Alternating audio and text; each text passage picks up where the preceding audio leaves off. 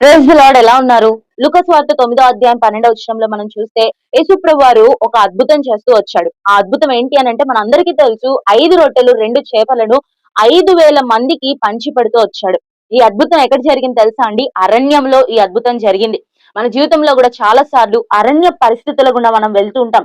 అంటే అర్థం ఏంటి అనంటే అరణ్యంలో ఎవరికీ మనం ఏమీ చెప్పుకోలేని పరిస్థితి.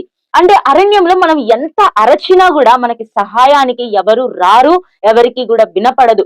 అరణ్యంలో ఎటు చూచినా కూడా దిక్కు తోచని పరిస్థితి. ఈరోజు అలాంటి స్థితిలో ఉన్నారా? ఒకవేళ నా నా పరిస్థితి ఏంటి? నా జీవితం ఏంటి? ఎవరికి చెప్పుకుంటే నా బాధ పోతది అని అనుకుంటున్నావా? ఈరోజు మీరు కూడా అరణ్య మార్గంలో ఉన్నట్లయితే, అరణ్యంలో ఉంటున్నట్లయితే ఈరోజు దేవుడు మీతో మాట్లాడుతా ఉన్నాడు. 5 రొట్టెలను 2 చేపలను 5,000 మందికి పంచిన ఆ యేసు ప్రభువారే నేటికి కూడా సజీవముగా ఉన్నాడు. ఆయన మన జీవితంలో కూడా అద్భుతం చేస్తాడు. నువ్వు ఎలాంటి అరణ్యంలో ఉన్నా కూడా ఆయన అద్భుతం చేస్తాడు.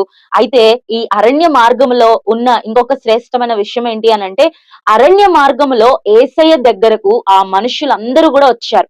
కాబట్టి అరణ్య పరిస్థితుల్లో ఉన్నప్పుడు మనం ఎక్కడికి వెళ్తూ ఉన్నాం? దిక్కుతోచని పరిస్థితుల్లో ఉన్నప్పుడు, మనకి సహాయం అవసరమైనప్పుడు మనం ఎక్కడికి వెళ్తున్నాం? మనుషుల దగ్గరికి వెళ్తూ ఉన్నట్లయితే ఈ అద్భుతం మనకి జరగదు. యేసయ్య దగ్గరకు వస్తే అద్భుతం జరుగుతది. ఆయన మన జీవితంలో మేలైన కార్యాలను చేస్తాడు. 5 రొట్టెలు 2 చేపలను 5,000 మందికి పంచిపెట్టిన ఈ యేసయ్య అది అది ఏ ఏ ఏ ప్రకారంగా చూసినా కూడా ఆ లెక్క సరిపోదు. మనం ఆలోచించినా కూడా అది మన ఆలోచనకు అతీతమైన అద్భుతం. అలాంటి అద్భుతాలను యేసయ్య మన జీవితంలో చేయబోతున్నాడు. అయితే ఈరోజు మీరు యేసయ్య దగ్గరికి రావాలి. వస్తే ఆ అద్భుతాన్ని మన జీవితంలో ఆయన తప్పకుండా చేస్తాడు.